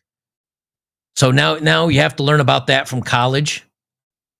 I mean, I see your picture there, Pat Grad. I can't bring it up large enough to read it. But now they're teaching young people in high school, seniors in high school and at college how to do spicy stuff. And that's their job. And on top of that, U.S. friendships is in free fall, shredding bonds and cutting lives short. And they say here, I mean, look at this chart. I could read the whole story. I'm not going to. Look at this chart. Let me open it in a new tab here for us. In 1990, I graduated high school in 1991. And you can see the number of people with no close friends when I graduated high school was about 2%. 2 to 3% when I graduated high school. We didn't have close friends. I had tons of close friends. I had tons of friends that weren't so close, that were just like somebody you know from class at school. You weren't great friends, but you'd see them out and you'd wave hi and say hi, whatever. 2 to 3%. Look at this today. 24% of people that are just graduating high school and 10% of college. I mean, that's 25% of young people that didn't attend college and 10% of people that did attend college that don't have really any friends at all. And then as far as having close friends, again, back in the 90s, most of us had a lot of close friends. Today, both numbers are way down. People are spending their entire lives on the internet. And they're not doing well because of it. You know, young people are in and again, if you are Gen Z, you can scream all day long. You're a Gen Xer, you're 50. You don't know what we're going through. And my answer to that is, you're right. You're exactly right. I don't know what you're going through. Things might be way different than when I was in school. Could things be a little different than when I was in the regular workforce, 5 years ago? Yeah, they could be. But there's something that is going to be true, and it's going to be universal, and it's going to continue until the day you die. And I will be straight up front with this. You're going to have different struggles than my generation did. My struggles are going to be different than the boomers. The boomers had it different than the greatest generation. Because the greatest generation, when they were 18 to 28, their biggest worry was surviving World War I and World War II. The greatest generation during their 18 to 25 years old, theirs was just surviving. The boomers was, making sure they had a good paying job with a pension and a wife and 2 kids that brought you slippers. My generation we were mostly worried about having a good job and trying to be successful. And the family thing kind of fell apart for us. It kind of went on the wayside. Millennials, I don't know what millennials' biggest concern is. Maybe the environment, maybe George Floyd, I don't know. And for Zoomers, I don't know either, but I can tell you, even though we've all had our own struggles, the struggles are going to change. It doesn't mean we didn't have struggles. Every generation's going to have struggles. And if you say, well, you got into Cisco, but they didn't have DEI. Okay. Took me 20, 25 years to get into Cisco. I had to go my own way. But it doesn't mean you can't do it. It doesn't mean you can't find your own way. It just means your struggle's different. It doesn't mean you don't have a struggle. If you say, well, you had it easy because you could get girlfriends and you could date, you're right. But something, we still had to be friendly and funny and be in good shape. You couldn't be a fat, sweaty, pale nerd dude that played Dungeons and Dragons on the weekend. They didn't get girlfriends either. The guys that got girlfriends were athletic. Maybe they weren't weightlifters, but they ran track and they were funny and they were interesting and they went to the parties and they did things. And even then they weren't guaranteed. We still got blown out plenty of times by girls. Some things carry over. You still got to be in good shape. You still got to be funny. And instead of having a 30% shot, sure, today maybe it's 5%. Maybe young guys today say, I'm not even going to worry about it. It's not worth the stress. Yes, things change. But at no point did anybody ever win. Did nobody ever win by saying, I give up? You don't win that way. I mean, for example, now if you say, well, dating, I give up. Well, that's winning. But that's winning in a different way. That's realizing that that's not going to work out for you and you've moved on. That is a completely different animal. That's not what I'm talking about.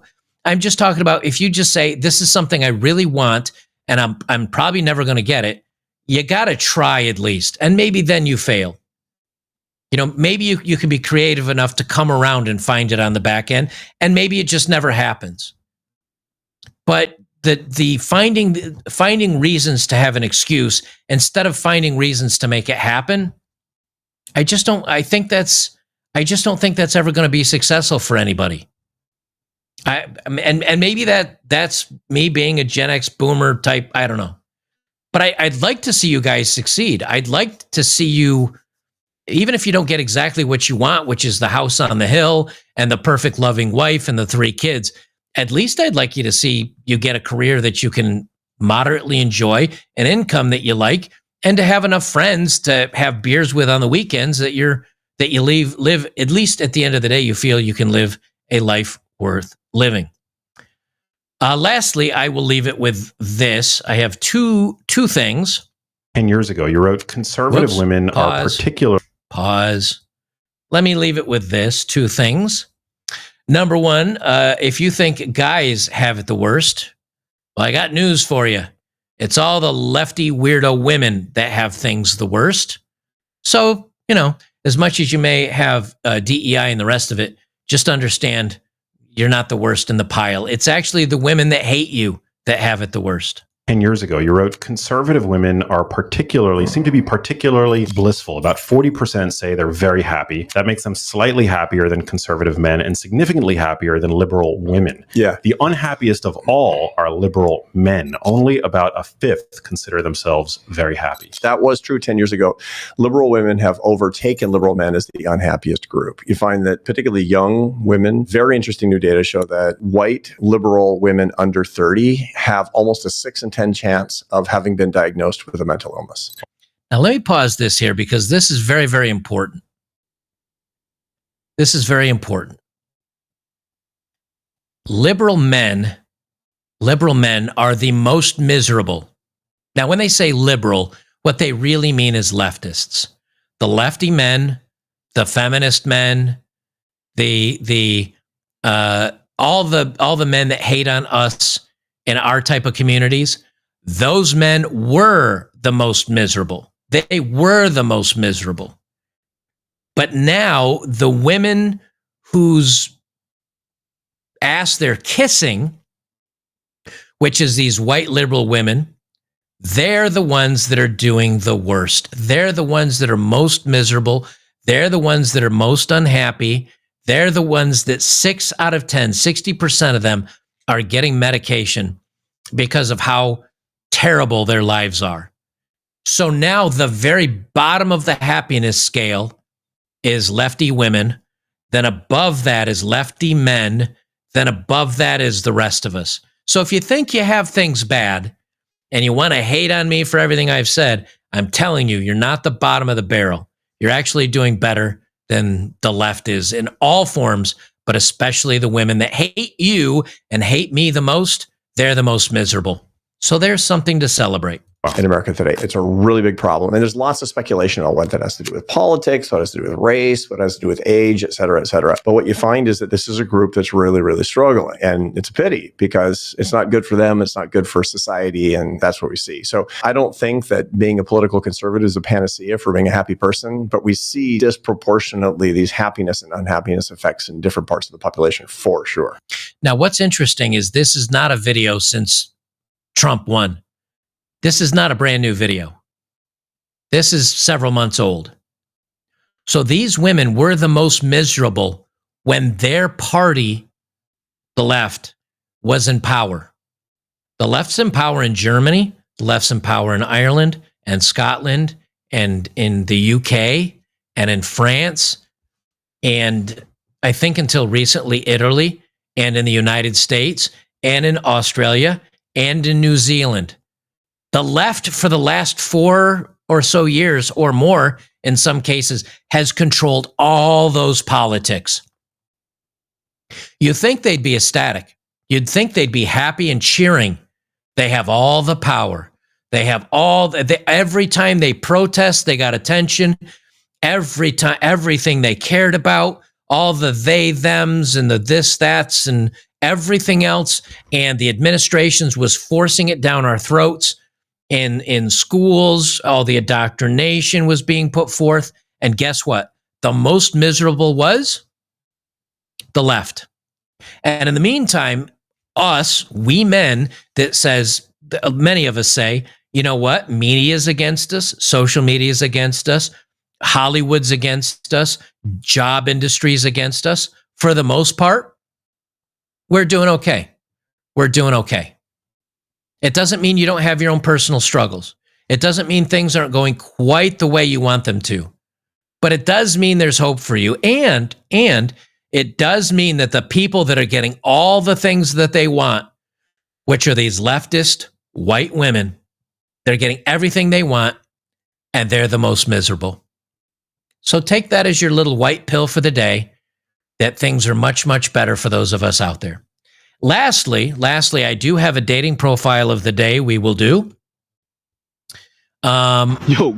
We will do a dating profile of the day. Let me read the last of our live, our super chats and tips and whatever. Roughneck says, good night, everyone, especially all the retards and fags. Good night. Steamboat says, rate 0. Same as always. Secret Man Guy says, Zoomer here. I got to say how funny it is that women my age are unbearable. Yet I can't get with the older women without my family, mostly my mom saying it's not right. How do I win? Well, getting with older women, if you're just talking about a hookup, that's okay. Getting with the older women for a hookup, that's fine. You don't want to marry one, that's for sure. He said, how do I win? Don't try it all and keep driving my big rig to pile up the dough for a future by myself while I listen to your live streams. Is what I say is the true win. Well, I can't argue with that. Jay Cool says, I have a few close friends and I graduated in 85 from Silver Creek, New York. Sometimes things could be effed up back then, but oh well. And the only reason I'm cleaning this up a little bit is because of YouTube for just today.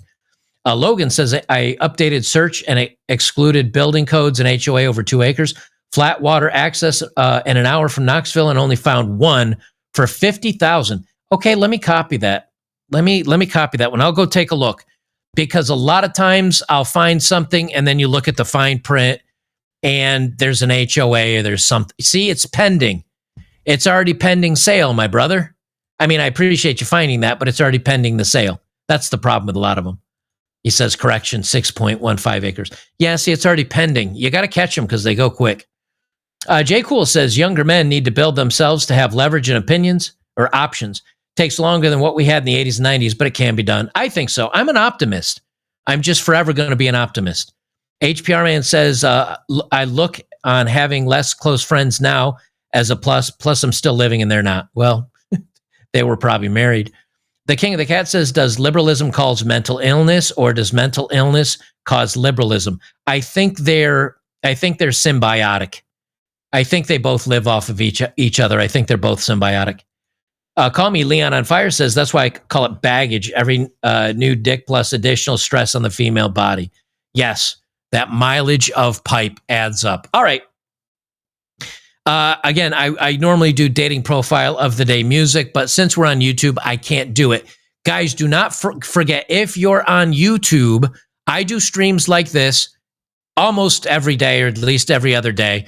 And we do the dating profiles. I play movie clips. I play music clips. There's a bunch of stuff that YouTube will mark as copyright.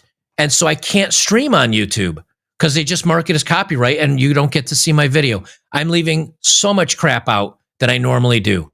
So if you like this content, go to Rumble. Just go to Rumble. If you don't want to be on Locals, you say, I'm not paying this asshole any money. I don't need to join his crazy community of fun-loving, like-minded crazy men.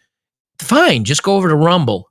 Better yet, get on Rumble Premium instead of YouTube Premium. Just go over to Rumble. Great content. I can stream and get away with everything over there that I can't get on YouTube.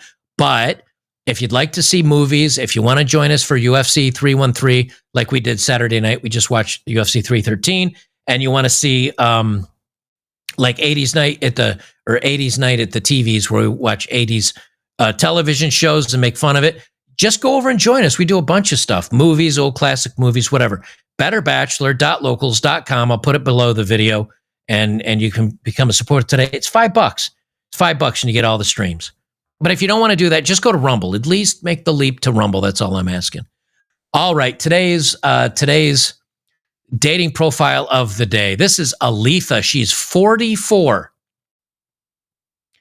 She's 44. Just now, this woman does not want a boyfriend. She doesn't want a husband. She doesn't even want just to get laid. She wants you to be her little activist puppet. Now, why she's appropriating native headdress and face paint, I don't know. But that is cultural appropriation, Aletha. That is very not okay. You're canceled. She's 44. The kitty cat, the meow meow, the kitty cat is open for business, guys. You too can get that 45-year-old kitty cat. But you have a few conditions you need to follow to be able to enjoy that 44-year-old kitty cat. Number one, you better have a vasectomy. Her body will not be a trash can for your male responsibility. Okay, at 44, spoiler alert, you got no eggs. Nothing to worry about. The grocery store is closed. You got no eggs. Wait a minute. Don't tell me it went down again. Don't tell me it went down again. What? Get out of here. I bet you wish it goes down looking at this dating profile. Number two, your voting record. Vote for the protection of my rights in order to have your rights to my smoked ham, and I'll blow your eggplant. So in other words, you need to vote the way she wants for her women's rights. Now, you might say, well, wait, women have all the same rights as men do. What do we need to vote for? Well, you need to be able to vote for her to delete the baby. You need to give her the right to eat his fetus. That's what it's all about. And if you do not vote for that, she wants nothing to do with you. But if you vote the way she wants, she will pay you in enjoying your eggplant emoji. Number three, communicate your understanding of the female body and medical standards for women. I think that's round number two for the yeetus fetus thing. Because my understanding of the female body and my medical standards for women would mean, lady, don't get fat. That would be my standard. Don't get fat. So we have different standards on the female body.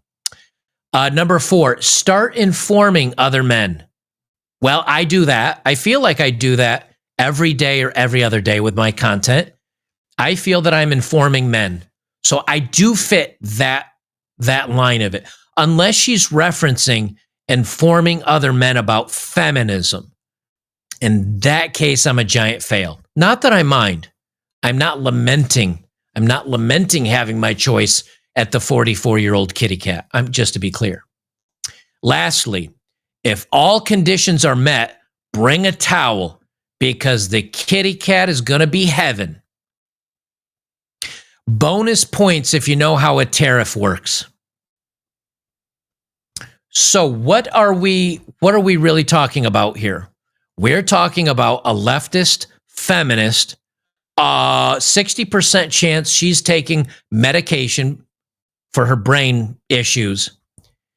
And basically all you've learned all you need to know about her, even though she hasn't said anything about herself and just given you demands on the hoops you need to jump through to date her and to get her kitty cat. But by giving us that list, we do know all about her and what we need to know. Now, in case you're curious, she's 5'5".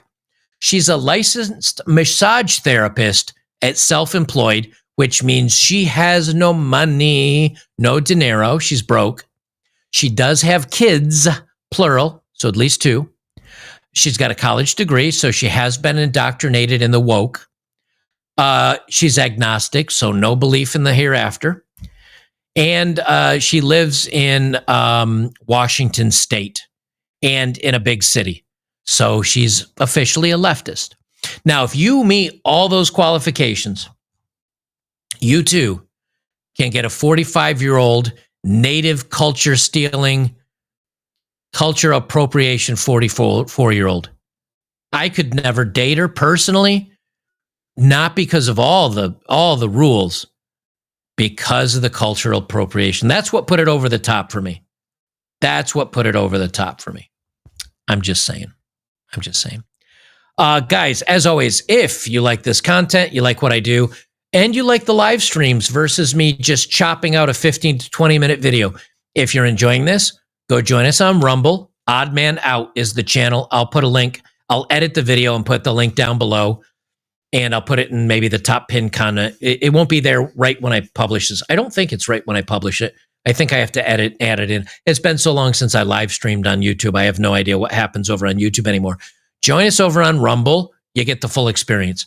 If you want the extra content, hanging around with a bunch of guys in the forums, free speech forums, and the link to our gaming server and all that other stuff, come to betterbachelor.locals.com and join a great community of like-minded men. I think is that all the live chats? I think so. Let's see. If we wanted to, Logan says, if you want me to be a realtor for free or paying, all you need is a direct line to send you listings. You found one property so far, dude, and it's pending.